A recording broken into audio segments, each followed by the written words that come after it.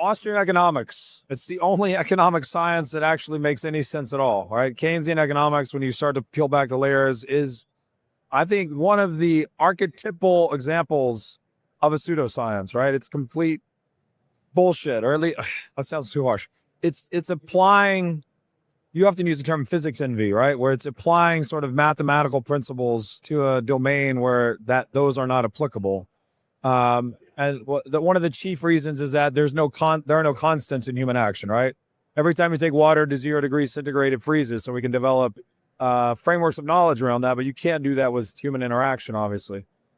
So it's more rationalism, less empiricism.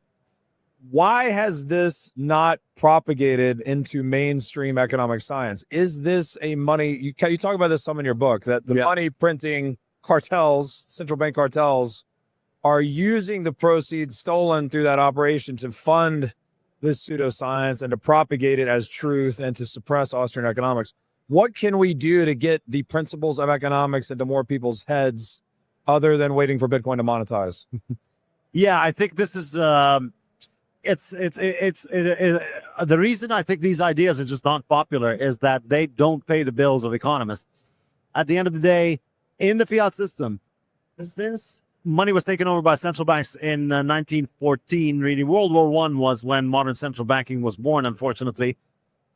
Since that point, the money in the business of economics has always been in trying to justify the printing of money. It's just, once you have this,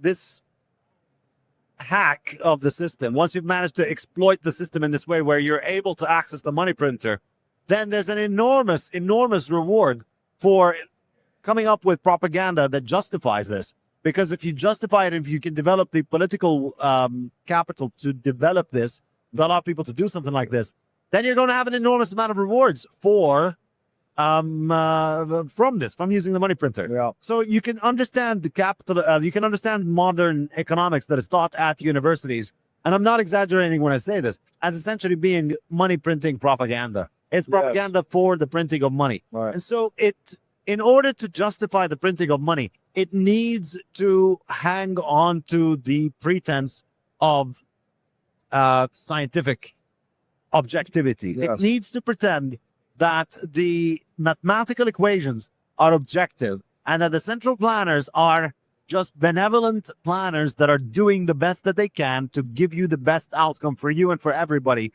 together as a society. In the same way that an engineer is trying to make the car as safe, as reliable, as efficient as possible, they're trying to manage the economic system to be as productive, as efficient, as useful for society as possible. And so if you have this halo of scientific objective legitimacy, then you're able to justify all of these monetary shenanigans as if they are basic common sense, as if they are basic scientific actions. And that's what you see happening with the with mainstream economics. That's what they're constantly doing. They're constantly coming up with explanations for why the government needs to do this. They need to manage the money supply. They need to manage the unemployment rate. They need to manage the inflation rate. They need to ensure that the financial markets are functioning.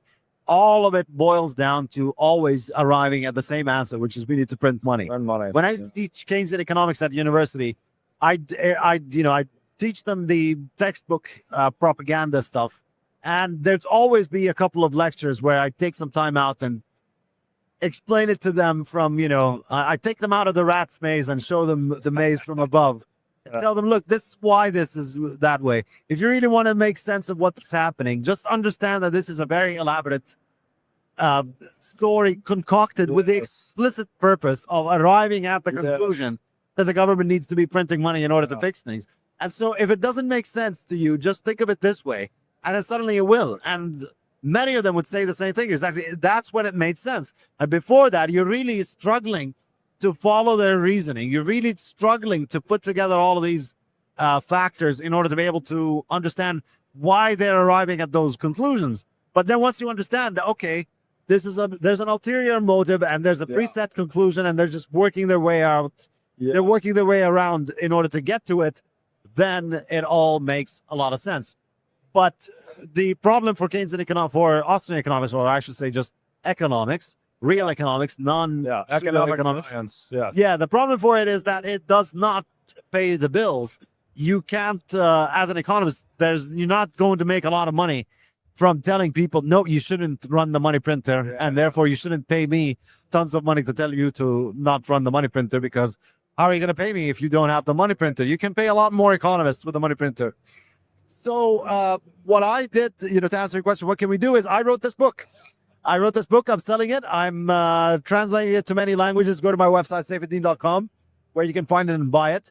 And if you can't afford it, feel free to pirate it. I'm very happy for people to pirate my book. You can always find it on Library Genesis. And tell people about it. And I think the other thing that we should be doing, and that I am also doing, which is buy Bitcoin, hold Bitcoin. The more Bitcoin goes up, the more people who are in this frame of mind, people who understand this, the more power and money and influence they have on the world, and the less the value of the dollar, and the less the fiat system has money and power and influence over the world, and therefore the less their stupid propaganda propagates, and the more our correct science is propagated, and therefore the better off we are. It's well said. Yeah, it's like most things, follow the money and you find the truth, all right? Even with the money, that it's corrupt because there's an incentive to corrupt it. And then if you corrupt it, you got to put the pseudo-scientific justification around it.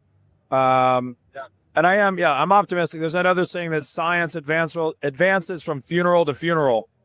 So we need to just keep stacking sats and waiting for some of the old paradigm holders to die off.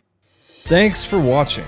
If you enjoyed this episode, click here to find more just like it, and here to find our most recent episode. Also, make sure to like this video to help shine light on the corruption of money, and be sure to subscribe to this channel to stay connected.